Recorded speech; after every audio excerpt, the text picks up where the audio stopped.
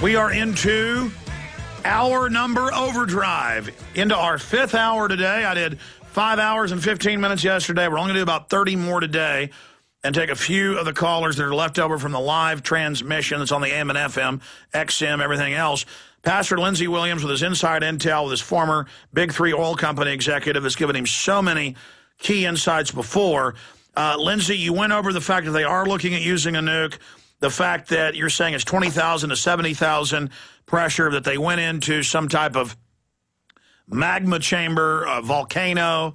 I mean, they're drilling down to the ends of the crust, close to the mantle, and we know they have these batholiths and other things that are forming.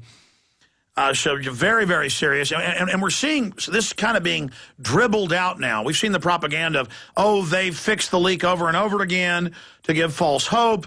And, oh, there's only a few thousand gallons, then 50,000, then 100,000, then 200,000. Now they say it's 500,000. Now they're saying they're underestimating that. You're saying your oil company sources are saying, what, 4 to 5 million gallons a day? Yes, but I'm quite sure that they were being very conservative because they knew I was going to quote them. And so you can put it very much above that. Okay, so let's run through recapping what you've already broke and the other news you didn't have the time to get to while I was taking calls. Okay, first of all, I want to touch on a subject that you just casually mentioned at the beginning of your program.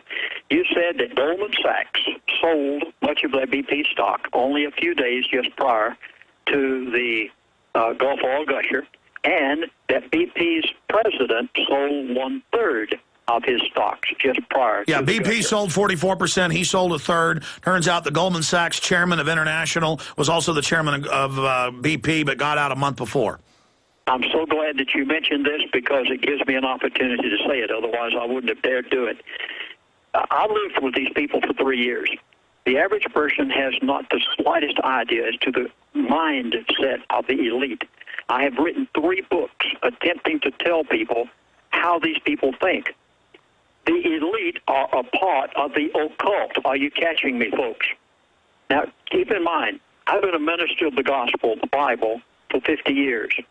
I lived with these elite for 3 years. They are a part of the occult. You wonder why did Goldman Sachs sell this stock so many days ahead of time? Their occultish connections told them to. You've got to understand that we're dealing with a spiritual warfare here that is so far beyond the imagination of the average person that unless you lived with them, you couldn't understand why BP president would sell this amount of stock. It wasn't that he knew this thing was going to blow. It's that his occultic connections and Alex, you have even made a video on the occult. I know it was, you went out to California and yeah, Bohemian Grove. I mean, it's even admitted that it was marvelous. These people are a part of the occult, and as a result, they knew in advance what to do, not because they knew this thing was going to blow, but because their occultic connections had told them so.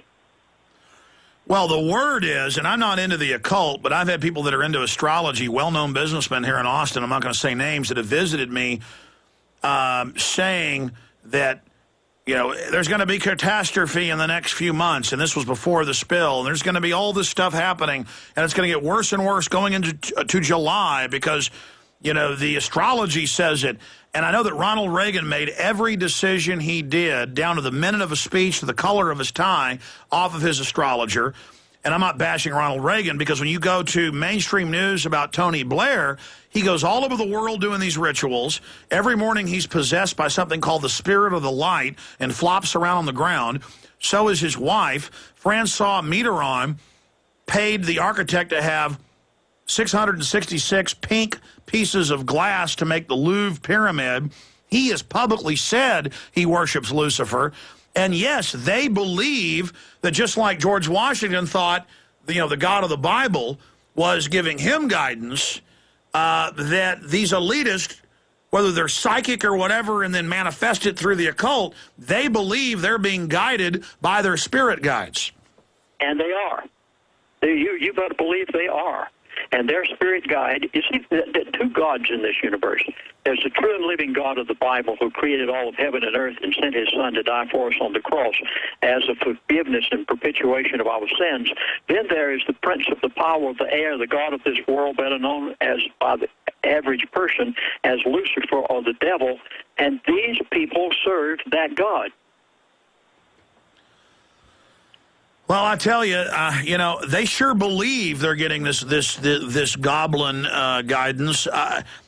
All I know is that every one of these creatures started dumping their stock at record levels right before this happened, Lindsay. Well, let me assure you that from every source that I have talked with, that what happened in the Gulf of Mexico is positively an accident. It was not planned. It is not a part of any conspiracy. Well, if their devils could tell them this was going to happen, or whatever interdimensional creatures they're communicating with, that's what they believe they're doing. I mean, even if it's not true, folks, that's what they believe. I mean, that's just raw research. I keep running into that. That's what they're really into. Even if they've got these connections, why couldn't the creatures tell them that the oil spill was coming? All right, that gets me down to my next point. And I'm glad you led into it perfectly, Alex. We're thinking exactly alike. So after I talked with my Mr. X of the book Energy Non-Crisis, after I had communicated with a number of other oil people, and have you noticed, Alex, that every person who has called into your show today has agreed with what this Mr. X told me? Now, yes. Folks, I do not take credit for any of this. I must say emphatically that it is by the providence of God that I was ever allowed to be the chaplain on the Trans-Alaska Oil Pipeline and given executive status and sat in the board meetings. And I do not take credit for the things I'm saying today. I knew nothing about such things as that cap that was on the well, the fail-safe valve, and all this lingo. I didn't even recognize it until this individual told me. And the fact that they went into a strata, please use the proper words, because the oil people will laugh at us if we don't. They went into a strata of oil that is so phenomenal that no company, including the Russians, have ever drilled into it before. Now, keeping all of this in mind, after I had talked with these people about this, I said, okay, what are you going, how does this fit in? Now, I had to be very vague and yet try to get an answer out of them. Alex, I stand here shuddering almost.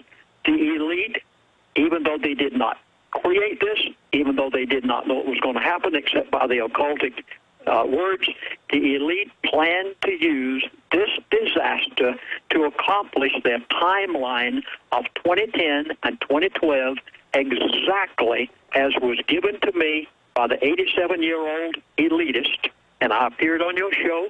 I gave every bit of it. It's on my 6 DVD set, 8 hours of DVD viewing, and they have told me that they are going to use this Gulf scenario as a method of accomplishing their timeline for 2010 and 2012 exactly as they told me they were going to do it. And, folks, they will. You have it coming. Now, my opinion, from what I have heard from Mr. X and my VP informants, you are not going to see this world capped anytime soon. Alex, I'm making a prediction here. I think that you probably are going to be calling me every few weeks for an update, and I'm going to be calling Mr. X every so many days for an update, because we are going to see an event of such epic proportion that it is going to devastate much of the finances and the people of the United States of America, and will get Mr. Obama's programs through exactly like he wants them. And the elite have already told me that everything they gave me a year and a half ago, that they are going to use this as one of the major methods, now that it's happened, of getting their 2012 timeline done, Alex. Well, we're looking at a live feed right now of the oil gusher. And, I mean, it is in that incredible pressure that would crush any submarine we've got that's manned. They've got some submersibles that aren't manned that can go down that far, obviously, because they're down there working on it. But it is just blasting out of the hole there. and it's so hard to work in 5,000 feet of water. We looked up this email about vanadium, this highly toxic chemical, and sure enough, I've got Huffington Post, I've got major oil sites that this is composited from. It says, in addition to hydrocarbons, crude oil has organic compounds that contain nitrogen, sulfur, and oxygen, as well as carbon and hydrogen. It also contains trace mineral salts and metals. The most common metal is nickel, vanadium, iron, copper, but can also include very small amounts of metals like uranium, arsenic, and mercury. And this strata of oil that we're talking about could just be amazing. But I understand when they're going for oil, they call the different layers they're hitting different strata of oil and natural gas, different gas sands and, a different strata of the rock.